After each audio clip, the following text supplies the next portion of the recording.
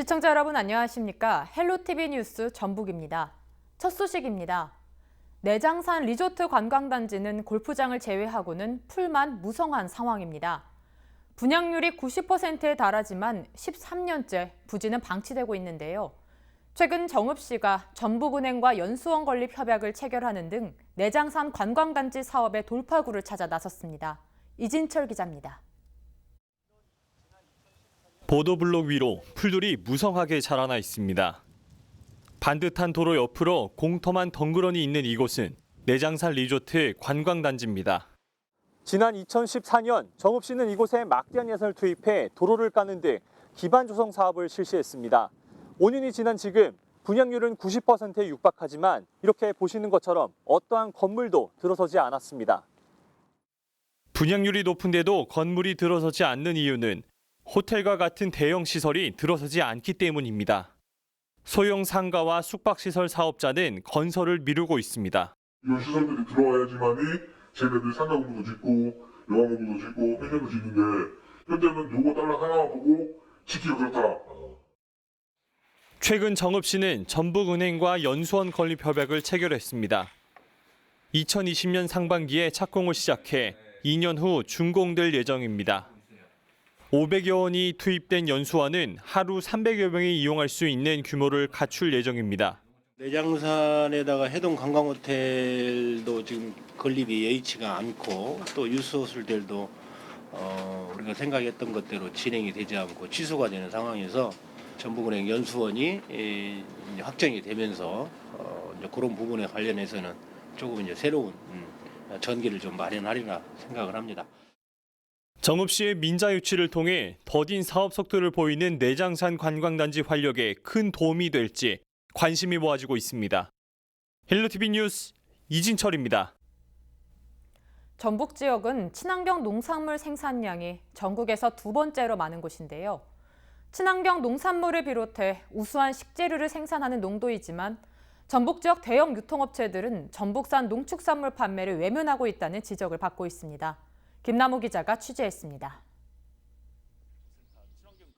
정읍시 북면에 위치한 사과 재배 농장입니다.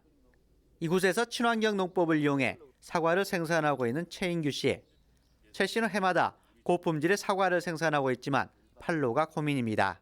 친환경 농산물이 많이 생산이 되더라도 그것을 한 곳으로 모아서 유통할 수 있는 시스템이 그렇게 크게 잘 제대로 갖춰져 있지를 않은 게 가장 큰 문제인 것 같고요. 전남 광주 지역에 친환경 농산물을 납품을 하고 있긴 한데 우리 정읍에도 하루빨리 도입이 돼서 전라북도 내에 있는 큰 매장으로 우리 정읍의 농산물들이 제대로 좀 공급이 됐으면 하는 그런 바람을 갖고 있습니다.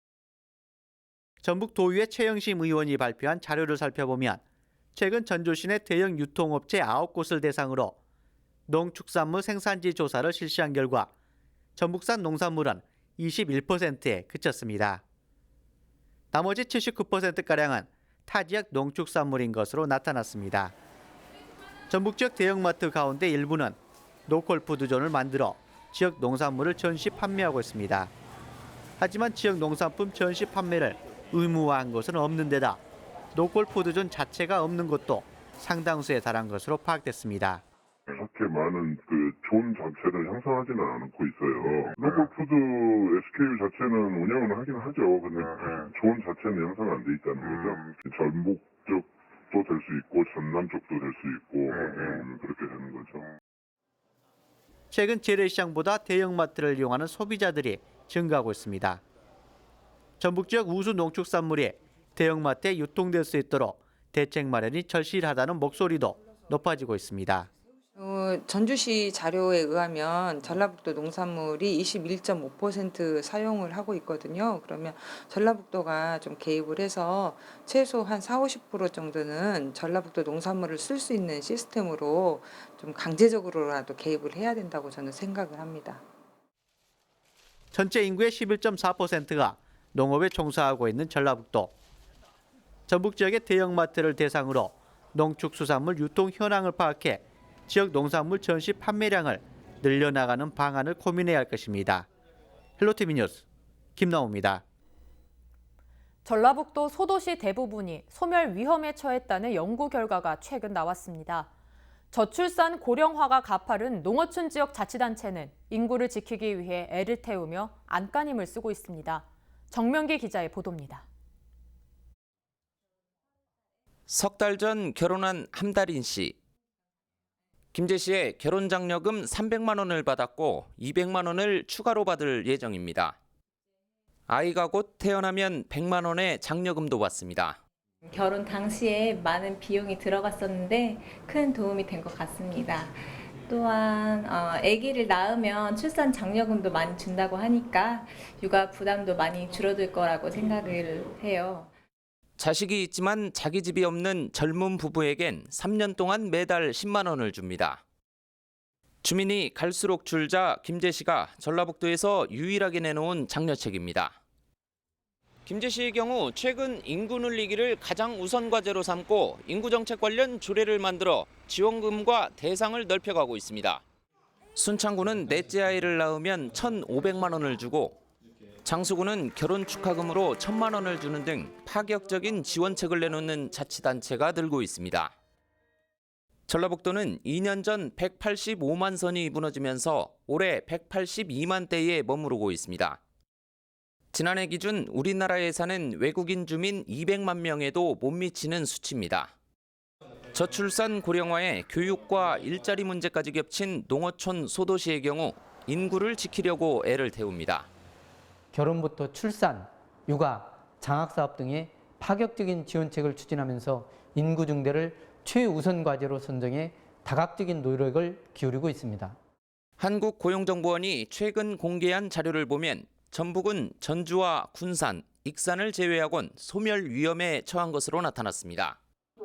지자체마다 궁여지책이라도 내지만 고민은 갈수록 깊어지고 있습니다. 헬로티비 뉴스 정명규입니다.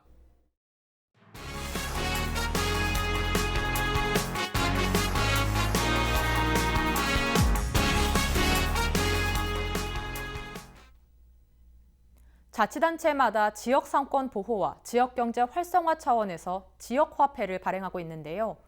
순창군도 지역사랑 상품권 정책을 추진하면서 지역경제 활성화 효과와 함께 소상공인들로부터 호응을 얻고 있습니다.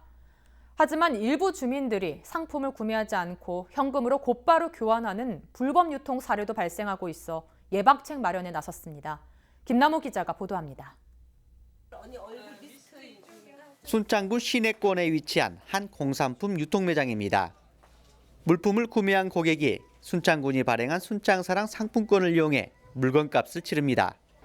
순창사랑 상품권은 당일 환전이 가능한 데다 할인율도 7%에서 10%에 달하면서 이용객 수가 늘어나고 있습니다.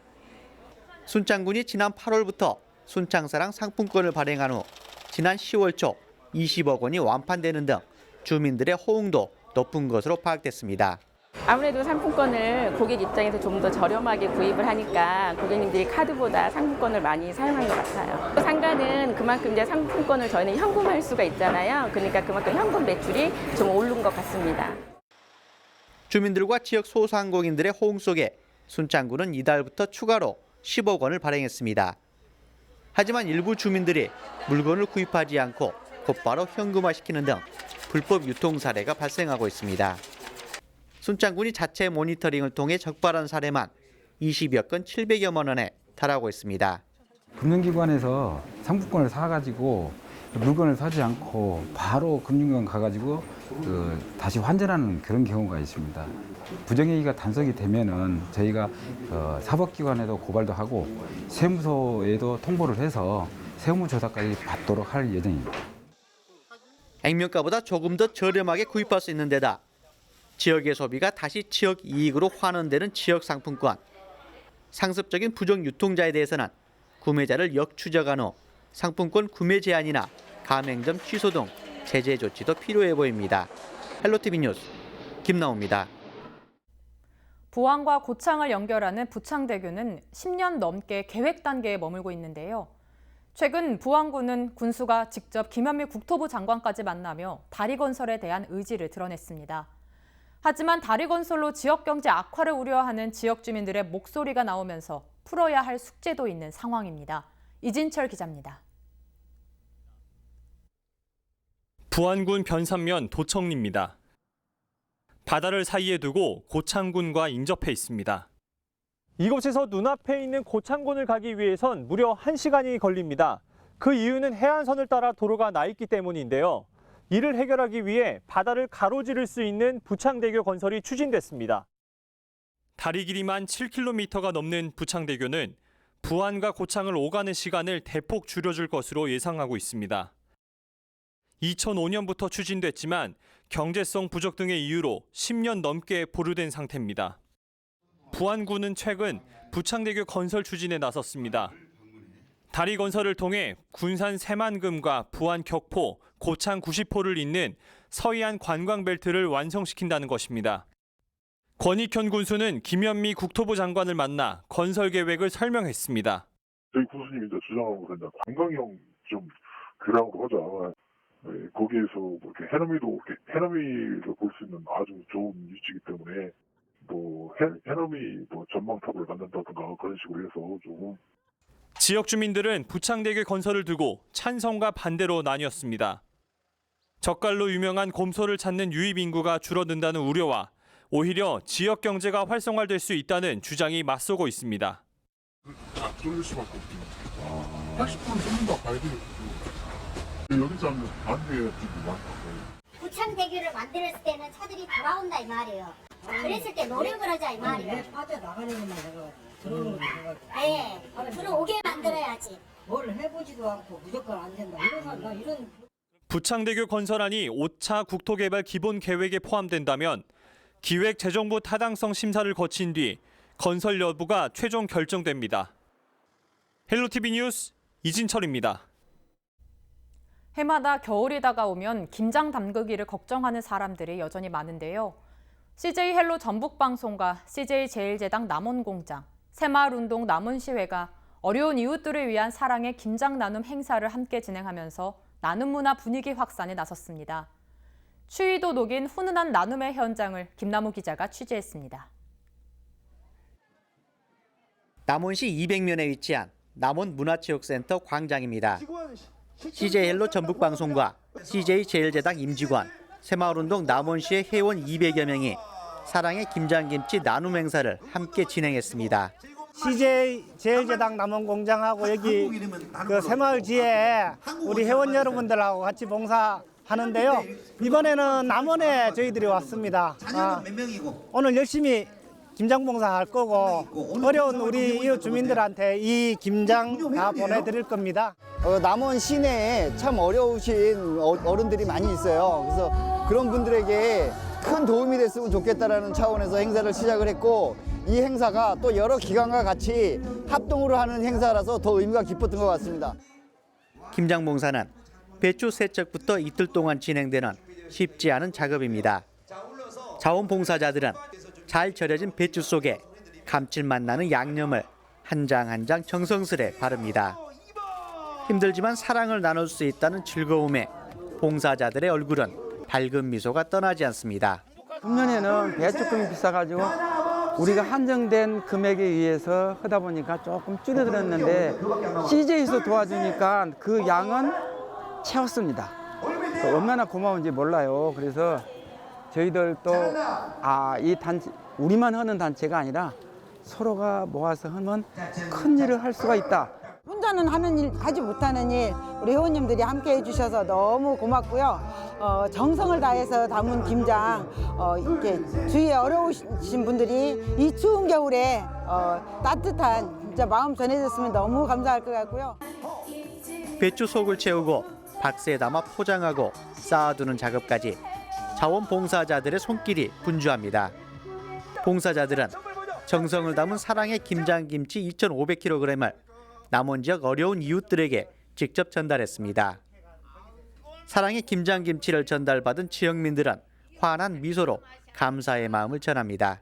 여분이 여기 다치는 바람에 못 담았어요. 그 자리인지 못 담아갖고 내가 지금 걱정했는데 난 생각도 안 했어요. 그랬더니 김치 보냈구만. 아유 감사합니다. 진짜 감사합니다. 맛있게 잘 먹을게요. CJ 전북방송하고 CJ 제1야당에서 좋은 일을 하고 계십니다. 특히 날씨가 오늘 좀 차가운데요. 아주 봉사활동 보람 있습니다. 우리 지역의 소외계층이 상당히 많습니다. 이분들께 오늘 좋은 선물이 될 것 같습니다. 아마 훈훈한 선물을 받고 올 겨울나기 아주 좋은 준비가 될 것 같습니다. 남원지역 저소득층 가구와 복지시설 등 400여 곳에 전달된 김장김치. 어려운 이웃들에게 다가오는 겨울을 따뜻하게 만들고 있습니다. 헬로티비 뉴스 김나옵니다. 우리 지역 안전한 먹거리를 다양화해 우리가 소비하는 선순환 전략을 김제시가 짜고 있습니다. 중소규모 농가의 소득을 늘리고 일자리도 기대되는 이른바 푸드플랜이라는 김제형 먹거리 전략이 관심을 끌고 있습니다. 정명기 기자가 알아봤습니다. 김제의 한 블루베리 재배 농가입니다. 갈수록 팔 곳이 부족해 그만둘까 고민입니다. 소규모로 지인들한테 판매하는 것도 가격 하락으로 이루어지다 보니까는 초기 투자된 금액이 억 단위인데 그거를 회수하는데 뭐 지금도 아예 꿈도 꾸지 못할 정도로 너무 힘든 상황이기 때문에. 김제 지역 1헥타 미만 작은 규모 농가는 63% 정도, 5헥타 이상 큰 규모 농가가 차지하는 면적은 무려 50%가 넘습니다. 그동안의 정책들이 이러한 대규모 농들을 위한 정책이었다면 이제는 조금 더 여기 더 많은 비중을 차지하고 있는 소농들을 위한 정책으로서 좀 푸드플랜의 접근성이 좀 더 강화될 필요성이 있습니다. 김제 지역 농산물로 가공하는 비율은 반절 수준. 학교 급식에 이용되는 비중도 23%에 불과합니다. 생산자와 소비자가 상생하는 로컬 푸드 직매장도 3곳이지만 미흡하다는 지적입니다. 중소농에서 생산한 농산물은 관내에서도 어느 정도 소비할 수 있는 시스템을 만들어내야 교육 농가 소득 부분을 안정화시키는 데 기여할 수 있지 않을까. 그러니까 김제산 먹거리가 지역에서 더 소비될 수 있도록 자급자족 체계를 갖추려는 전략을 세우고 있습니다. 김제시는 우선 세대별 요구를 만족하는 건강하고 신선한 먹거리를 다양화할 방침입니다.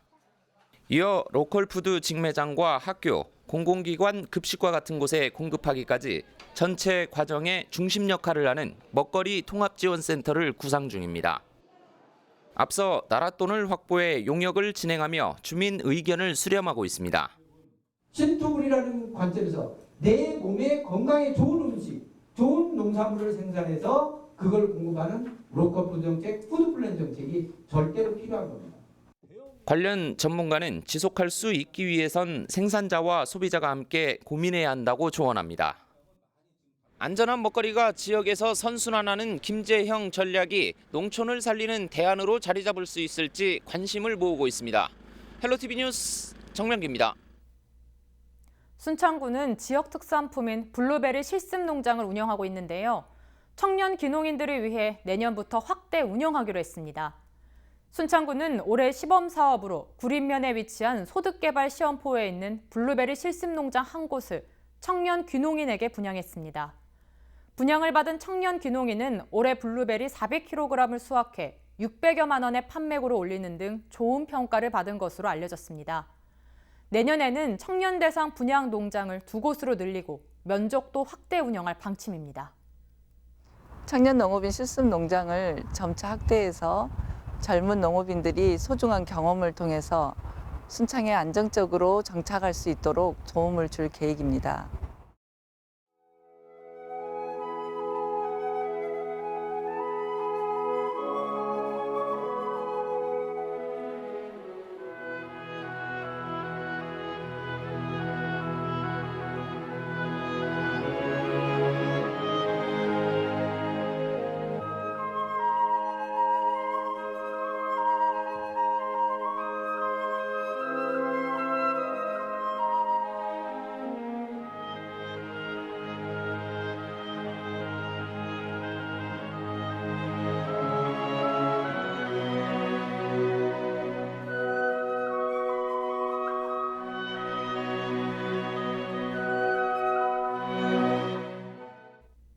이상으로 뉴스를 마칩니다. 저희는 언제나 지역 주민 여러분 곁에 있겠습니다. 고맙습니다.